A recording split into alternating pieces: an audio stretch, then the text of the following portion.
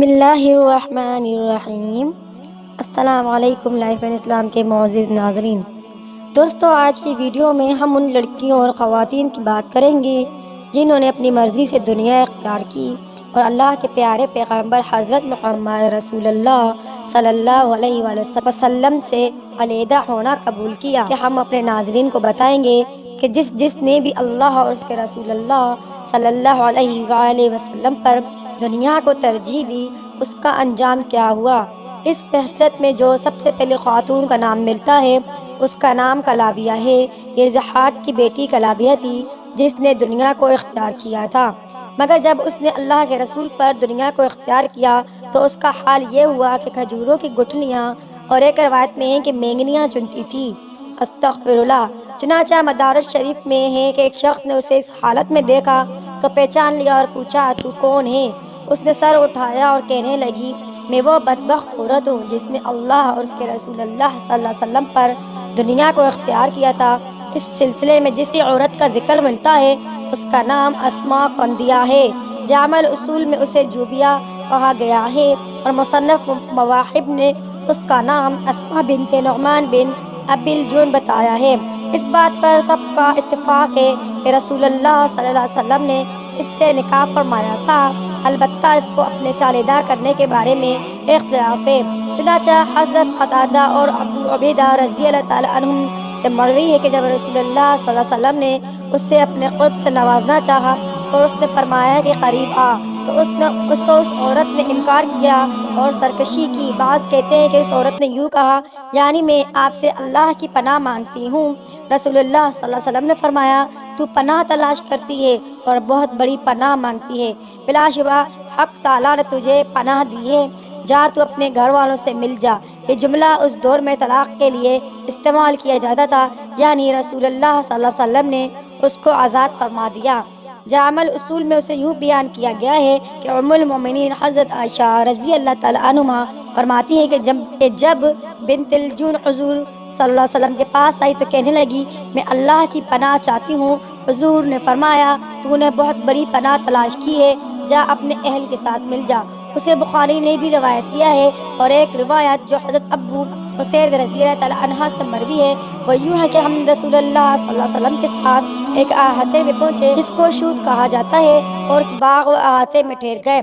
اس کے بعد حضور صلی اللہ علیہ وسلم نے فرمایا، یہیں بیٹھ جاؤ۔ چنانچہ ہم لوگ بیٹھ گئے۔ پھر جونیاں یعنی اسماء قندیہ کو بلایا گیا، پھر فرمایا، اسے نخلستان میں لے جاؤ جو وہاں تھا۔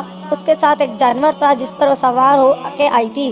جب حضور صلی اللہ علیہ وسلم اس کے پاس تشریف لے گئے تو آپ صلی اللہ علیہ وسلم نے فرمایا، اپنے آپ کو میرے لیے تیار کرو۔ وہ بدبخت کہنے لگی، کیا ملکہ اپنے کمتر کو اپنا آپ سپرد کر دے؟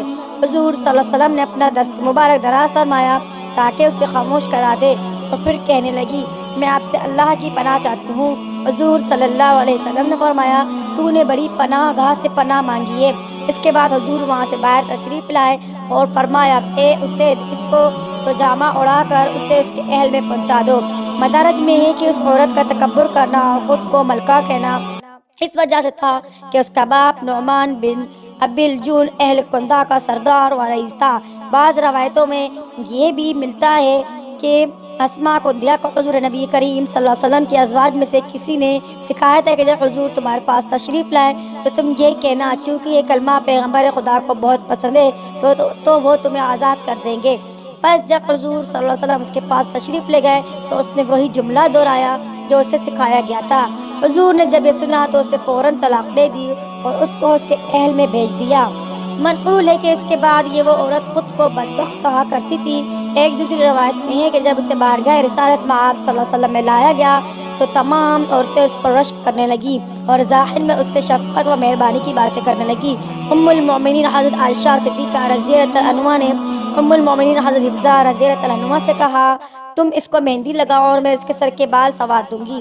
چنانچہ اسی اثنا میں جب آپ دونوں اس کے پاس تھی تو آپ نے اس سے کہا، جب حضور صلی اللہ علیہ وسلم تمہارے پاس خلوت کے لیے تشریف لائے تو تم یہ کہنا۔